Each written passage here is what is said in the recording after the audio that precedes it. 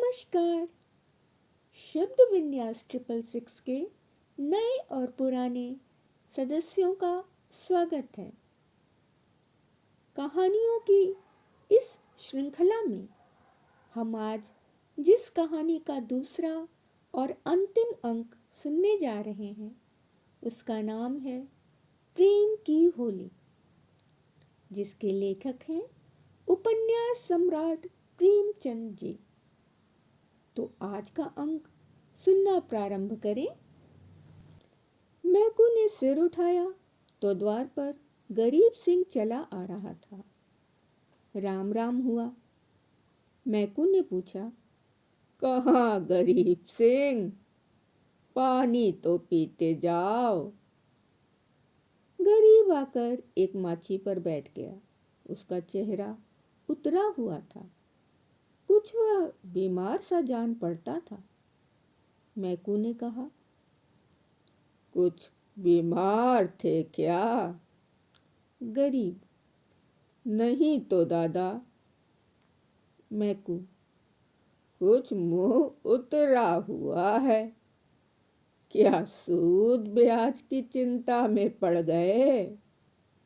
गरीब, तुम्हारे जीते मुझे क्या चिंता है दादा। मैकू, बाकी दे दी ना। गरीब, हाँ दादा, सब बेबाक कर दिया। मैकू ने गंगी से कहा, बेटी जा, ठाकुर को पानी पीने को ला। भैया हो तो कह देना चिलम दे जाए। गरीब ने कहा, चिलम रहने दो दादा, मैं नहीं पीता। मैकू, अब की घर ही तमाकू बनी है, स्वाद तो देखो, पीते तो हो। गरीब, इतना बेअदब न बनाओ दादा, काका के सामने चिलम नहीं छुई, मैं तुमको उन्हीं की जगह देता हूँ। यह कहते कहते उसकी आंखें भर आईं। मैकू का हृदय भी गदगद हो उठा। गंगी हाथ की टोकरी लिए मूर्ति के समान खड़ी थी। उसकी सारी चेतना, सारी भावना गरीब सिंह की बातों की ओर खींची हुई थी। उसमें और कुछ सोचने की और कुछ करने की शक्ति न थी। ओह, कितनी नम्रता है, कितनी सज्जनता, कितना अदब। मैकू ने फिर कहा, सुना नहीं बेटी, जाकर कुछ पीने को लाओ। गंगी चौंक पड़ी, दौड़ी हुई घर में गई, कटोरा मांजा, उसमें थोड़ी सी राब निकाली, फिर लोटा गिलास मांजकर शरबत बनाया। माँ ने पूछा, कौन आया है गंगिया? गंगी, वह है ठाकुर गरीब सिंह। दूध तो नहीं है अम्मा, रस में मिला देती। माँ, है क्यों नहीं, हांडी में देख। गंगी ने सारी मलाई उतारकर रस में मिला दी और लोटा गिलास लिए बाहर निकली। ठाकुर ने उसकी ओर देखा। गंगी ने सिर झुका लिया। यह संकोच उसमें कहाँ से आ गया? ठाकुर ने रस पिया और राम राम करके चला गया। मैकू बोला, कितना दुबला हो गया है। गंगी, बीमार है क्या? मैकू, चिंता है और क्या, अकेला आदमी है, इतनी बड़ी गिरस्ती क्या करे। गंगी को रात भर नींद नहीं आई। उन्हें कौन सी चिंता है? दादा ने कुछ कहा भी तो नहीं। क्यों इतने सकुचाते हैं? चेहरा कैसा पीला पड़ गया है। सवेरे गंगी ने माँ से कहा, गरीब सिंह अब की बहुत दुबले हो गए हैं अम्मा। माँ, अब वह बेफिक्री कहाँ है बेटी। बाप के जमाने में खाते थे और खेलते थे, अब तो गृहस्थी का जंजाल सिर पर है। गंगी को इस जवाब से संतोष न हुआ। बाहर जाकर मैकू से बोली, दादा, तुमने गरीब सिंह को समझा नहीं दिया? क्यों इतनी चिंता करते हो? मैकू ने आंखें फाड़ कर देखा और कहा, जा अपना काम कर। गंगे पर मानो वज्रपात हो गया। यह कठोर उत्तर अब दादा के मुंह से। हाय, दादा को भी उनका ध्यान नहीं, कोई उनका मित्र नहीं। उन्हें कौन समझाए? अब कि वह आएंगे तो मैं खुद उन्हें समझाऊंगी। गंगी रोज सोचती वह आते होंगे, पर ठाकुर ना आए। फिर होली आई, फिर गांव में फाग होने लगा। रमणियों ने फिर गुलाबी साड़ियाँ पहनी, फिर रंग घोला गया। मैकू ने भंग, चरस, गांजा मंगवाया। गंगी ने फिर मीठी और नमकीन भंग बनाई। द्वार पर टाट बिछ गया। व्यवहारी लोग आने लगे, मगर कोठार से कोई नहीं आया। शाम हो गई, किसी का पता नहीं।